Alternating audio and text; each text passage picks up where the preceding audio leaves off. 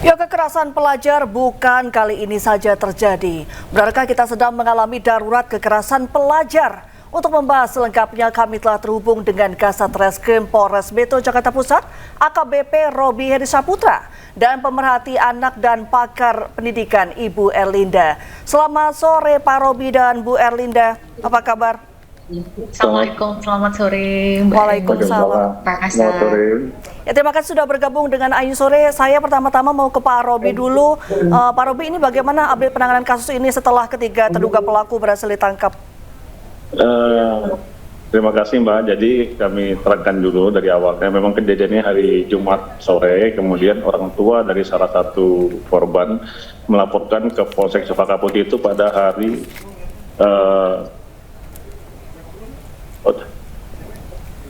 ya sih Mbak, dengar nggak?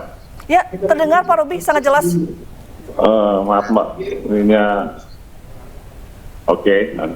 Jadi hari Sabtu baru dilaporkan oleh salah satu orang tuanya, kemudian berdasarkan pemeriksaan kami mengetahui kendaraan maupun orang-orang yang ada di video itu. Hari Minggu malam kita cek ke kediamannya, memang sudah tidak ada. Artinya anak-anak tersebut berada di beberapa tempat antara lain Karawang, Cikarang, dan Citayam, Depok ya. Kemudian kita melalui pendekatan persuasif, jadi saya luruskan dulu bukan penangkapan ya, tapi secara persuasif kita minta untuk didampingi dan hadir ke kantor. Baik Demikian, Pak Robi, ya saya ke Bu Erlinda terlebih dahulu. Bagaimana Anda melihat kasus ini, Bu Erlinda? Iya, terima kasih.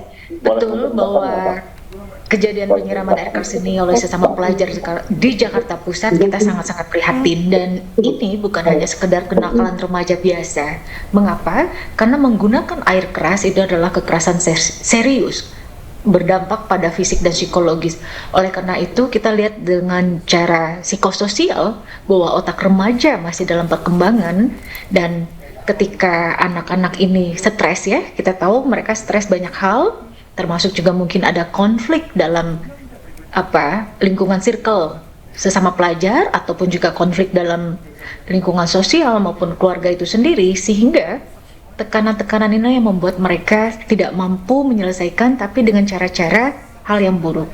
Belum lagi apabila di-trigger dengan hal mereka memang terbiasa dengan lingkungan yang keras, dan termasuk juga mereka melakukan banyak hal dengan kekerasan juga. Ini akhirnya mereka, air keras ini sebagai simbol gitu Mbak Reni, simbol agresi, di mana mereka merasakan bahwa apabila telah melakukan hal demikian, mereka seperti yang mereka lihat. Nah, mungkin saja mereka terpapar dengan tayangan-tayangan yang ekstrim dan sebagainya. Ini kita mungkin akan bisa diselidiki lebih lanjut nanti dari sahabat-sahabat kita yang di Polres Jakarta Pusat. Terima kasih. Tadi saya dengar pendampingannya sesuai dengan psikologi, pendampingannya juga dengan orang tua, dan mungkin juga nanti akan ada dari Bapas ya, karena ini akan masuk ranah pidana. Sehingga kami di sini tolong kita lihat di sini bukan hanya sebagai kenakalan remaja biasa, tapi ini alarm bagi kita semua.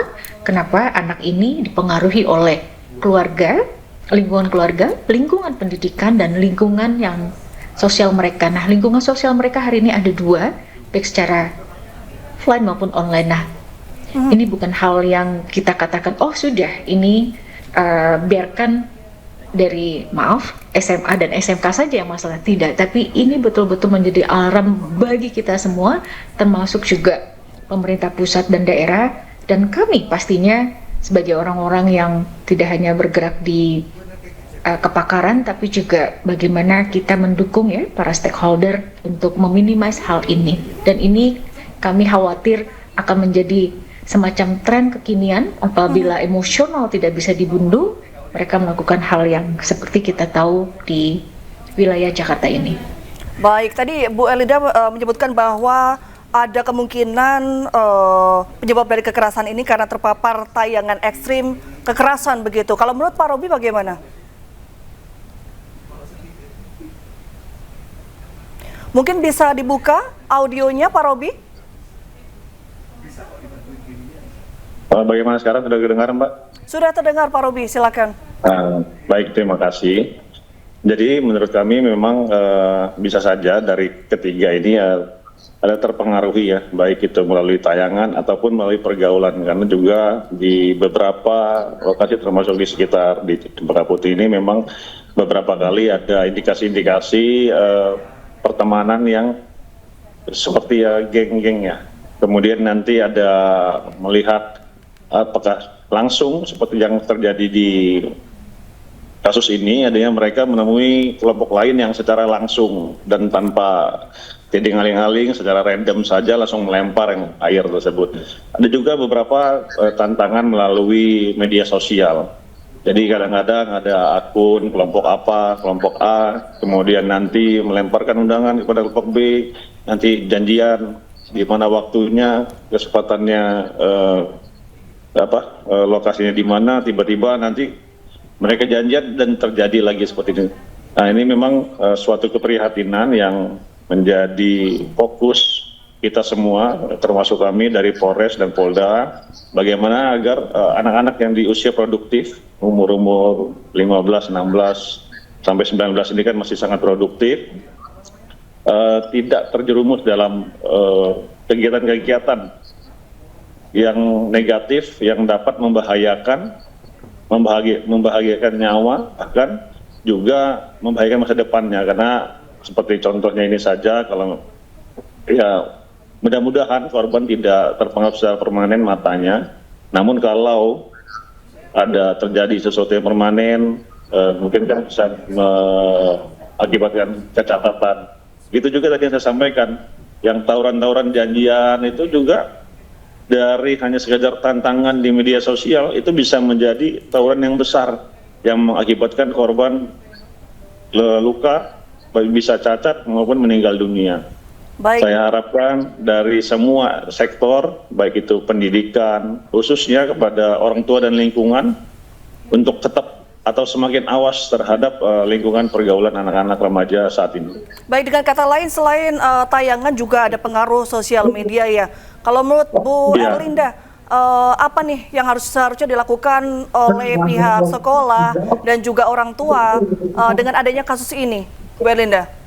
Iya, kita sudah mewarning dari 10 tahun yang lalu pada saat kami masih menjadi komisioner KPAI bahwa yuk mari sekolah jangan hanya fokus pada nilai dan hukuman, sehingga kami menyampaikan bahwa dengan sekolah ramah anak, ya kan, bagaimana anak itu perlu kita ajarkan pengenalan emosional dia, empati dan sebagainya. Misalnya marah itu seperti apa, kecewa dan sebagainya. Tapi itu semua untuk mengelola emosional dan empati, bukan untuk menghukum dia, mempermalukan. Nah, seperti itu. Kita pasti tahu bahwa disiplin itu sangat dipentingkan untuk anak-anak kita, baik milenial maupun Gen Z hari ini. Namun sekali lagi tanpa bonding, tanpa kelekatan, bahwa kita memanusiakan dia sebagai manusia. Karena tadi kami sampaikan bahwa berdasarkan ilmu psikologi dan neuroscience, di mana sel frontal cortex yang kami sering sampaikan, PFC tadi ya, prefrontal cortex, itu belum sempurna, sehingga memang si amigdala masih cukup dominan, artinya emosional dan sebagainya. Apalagi saat ini remaja memang dipenuhi dengan banyak hal yang tadi kita sudah diskusikan di depan, sehingga kami berharap betul-betul lingkungan yang mendukung ya, tadi lingkungan kita tahu 3+1, pendidikan, keluarga maupun lingkungan sosial. Tadi juga disampaikan oleh Pak Kasat Reskrim juga bagaimana di lingkungan Jakarta Pusat juga ada tempat-tempat yang dalam tanda kutip membuat mereka menjadi penyimpangan tadi ya, sehingga kami katakan ini alarm bahwa kita darurat psikososial. Mungkin darurat kekerasan kita katakan nanti bisa dengan indikator lain ya, tapi bagaimana darurat psikososial anak, bagaimana ketahanan mental anak hari ini, kita berharap itu diberikan porsi yang besar pada pemerintahan kita hari ini. Kami berharap melalui agenda astacitanya Pak Presiden bersama jajaran, tidak hanya di Kementerian Pendidikan Dasar dan Menengah, tapi juga di situ ada Kemendikbangga, Kemenkes ya, tentang kesehatan mental, dan Kementerian PPA serta yang lainnya ada KPAI. Kita bersama-sama, termasuk juga kami berharap dari sahabat kolega kita, para penegak hukum, bahwa dengan nanti mereka, karena ada korban anak dan pelaku anak ya kan, itu betul-betul menggunakan undang-undang perlindungan anak. Tapi sekali lagi bahwa pada saat mereka mendapatkan hukuman di dalam nanti ya lembaga pembinaan anak tersebut, di situ betul-betul bukan penghukuman yang mematikan masa depannya, tapi memberikan dukungan mereka untuk bisa merubah. Karena sekali lagi pada posisi usia 20 tahunan ataupun apalagi masih di bawah 18 tahun itu boleh dikatakan mereka perilaku itu bisa kita ubah dengan baik. Artinya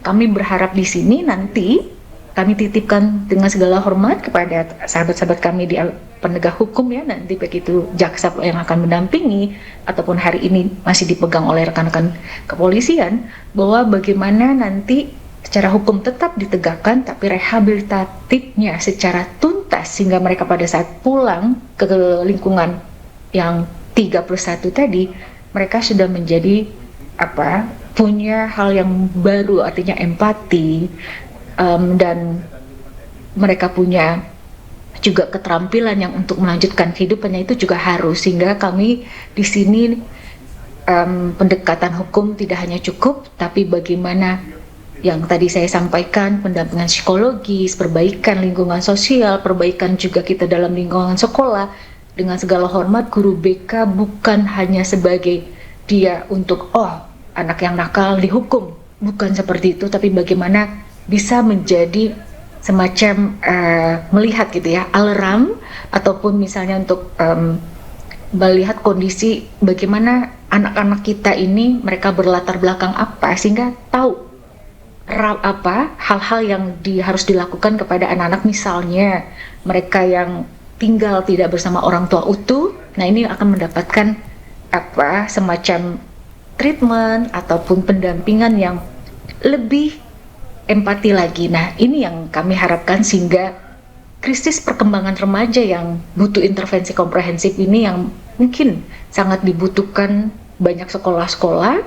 Dan hari ini kami berharap dari organisasi psikologi bisa, ataupun Ikatan Dokter Indonesia dan sebagainya, itu melakukan TOT yang secara masif kepada kader-kader ataupun kepada lingkungan sekolah ataupun kepada seluruh stakeholder yang bisa meng-copy paste. Jadi tidak harus setiap sekolah ada psikolog atau setiap sekolah juga harus ada dokter kejiwaan, bukan seperti itu. Tapi bagaimana bisa mendeteksi dini guru-guru kita, khususnya guru BK serta wali kelas dan guru-guru bidang studi, itu lebih akan bisa memitigasi. Termasuk juga lingkungan sosial hari ini kita pun juga mungkin semacam ada, boleh dikatakan kalau dulu zaman saya kan ada yang namanya semacam Karang Taruna gitu. Nah adik-adik hari ini kita berikan seperti Karang Taruna seperti dulu, tapi yang kekinian gitu ya, ke yang milenial atau Gen Z, sehingga mereka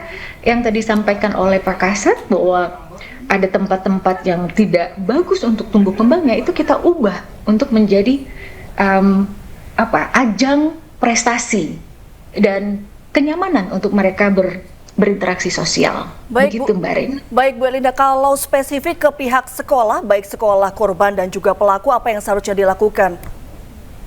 Nah, pihak sekolah terhadap korban maupun pelaku tadi, based on-nya Undang-Undang Perlindungan Anak dan tadi sistem yang hari ini kita tahu ada penguatan lagi ya, sistem peradilan pidana anak ini pegangan utuh. Artinya bagi korban wajib kita berikan dukungan sesuai dengan kebutuhannya, tidak hanya secara medis, tidak hanya secara psikologinya, tapi bagaimana keberlanjutan dia di lingkungan sekolah yang lebih aman, di lingkungan rumahnya pun juga harus diperkuat lebih aman lagi. Ini kan tadi disampaikan random ya Mbak, artinya kalau random di sini, ini kami katakan sangat-sangat alarm buat kita, dan dikatakan kekerasan, darurat kekerasan bisa jadi apabila kita tidak segera memitigasi ini. Sehingga untuk korban sudah sangat jelas, tidak hanya empati yang kita berikan, tapi memang dukungan dari pemerintah pusat dan daerah itu wajib, termasuk juga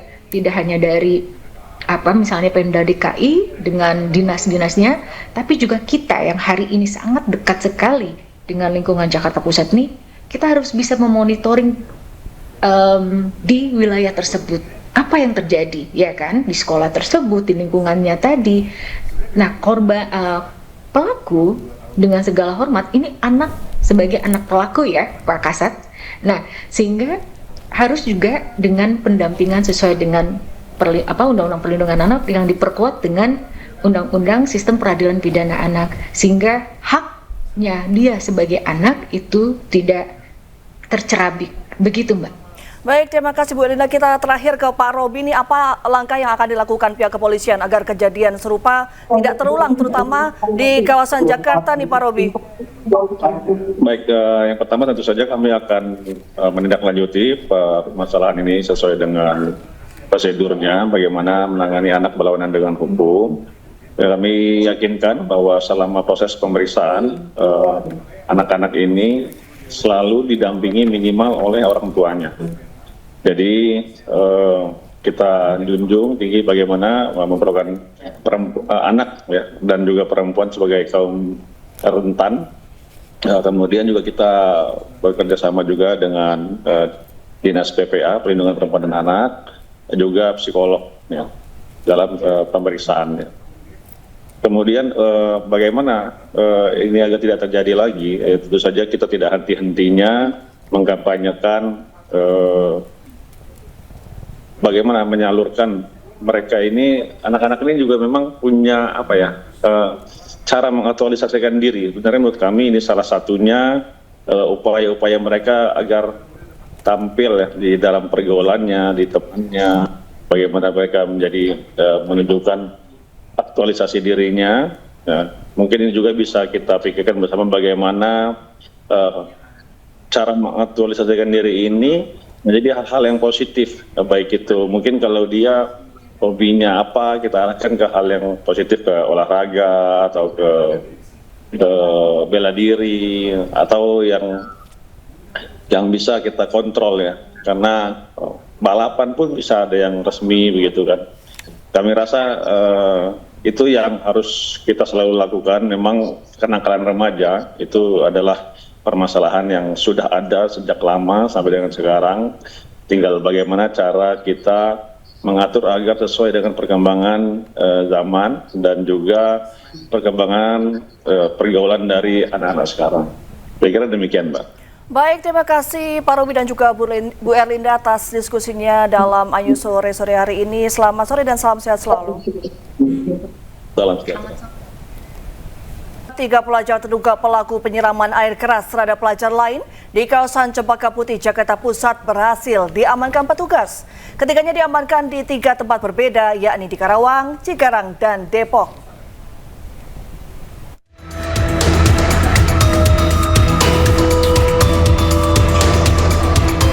Pengejaran 3 pelajar SMA terduga pelaku penyiraman air keras akhirnya membuahkan hasil.